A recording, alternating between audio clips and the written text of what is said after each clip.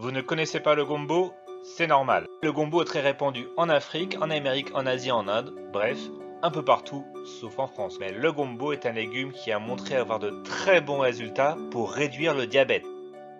Un conseil simple pour contrôler le diabète, mangez des gombos. Le diabète se développe partout dans le monde à cause de la mauvaise alimentation que nous subissons et devient une épidémie aux conséquences très graves. Le diabète survient quand le taux de sucre dans le sang est trop élevé et cela a des conséquences graves, entraînant des risques accrus de crise cardiaque, d'insuffisance rénale et des problèmes nerveux avec de la perte de sensation dans les mains et dans les pieds en particulier. Les personnes atteintes de diabète doivent parfois s'injecter de l'insuline ou payer des traitements très coûteux avec de nombreux effets secondaires. Mais il faut être conscient qu'il existe aussi des méthodes naturelles pour faire baisser le taux de sucre dans le sang, comme par exemple les gombos. Vous pouvez en acheter dans de nombreux magasins qui vendent des fruits et légumes. C'est un légume vert qui ressemble un peu à un gros piment, même si ça n'est pas épicé du tout. Les gombos sont aussi appelés cabot sur l'île de la Réunion, calou en Guyane et gnanuya au Maghreb. En plus d'avoir un effet positif sur le contrôle de la glycémie, les gombos possèdent de nombreux avantages pour la santé. Ils sont une source de fibres alimentaires, d'importantes vitamines et minéraux, ainsi que de puissants antioxydants.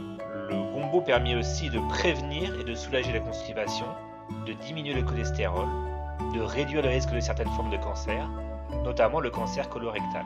Il contient des folates. Les folates aident à nettoyer les poumons et ils sont particulièrement importants dans la période de préconception et pendant la grossesse où ils aident à prévenir les malformations. Le gombo contient aussi de la vitamine K, ce qui est important pour la santé des os et joue un rôle majeur dans la coagulation sanguine. Voici une méthode très simple pour contrôler le diabète en utilisant les gombos.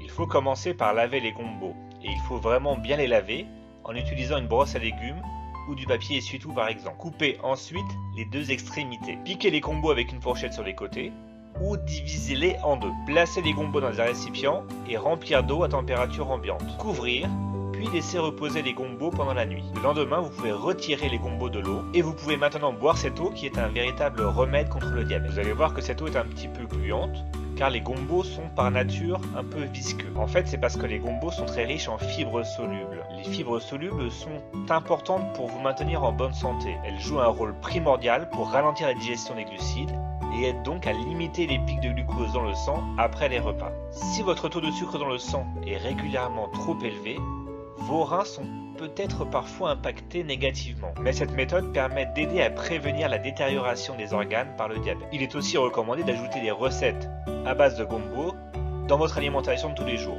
Mais attention, si vous décidez de modifier radicalement votre alimentation pour combattre votre diabète, assurez-vous de consulter votre médecin pour lui dire par exemple que vous allez prendre des gombos tous les jours comme un traitement naturel contre le diabète. D'ailleurs, sur la chaîne Adieu Diabète, je vous décris sans cesse des aliments qui sont bons pour lutter contre le diabète. Mais ne croyez pas que les effets étonnants du gombo par exemple sur le taux de sucre dans le sang va vous permettre de consommer à côté des aliments sucrés ou des produits modifiés industriellement. La gestion du diabète et les traitements alternatifs sains et naturels doivent toujours faire partie d'un mode de vie sain et ne doivent jamais être utilisés pour consommer ce qu'on appelle communément de la malbouffe. Voilà, j'espère que cette vidéo vous a appris quelque chose. Et si c'est le cas, n'hésitez pas à mettre un j'aime sous la vidéo et à partager cette vidéo avec quelqu'un que vous connaissez et que ça peut aider. Bonne journée à tous!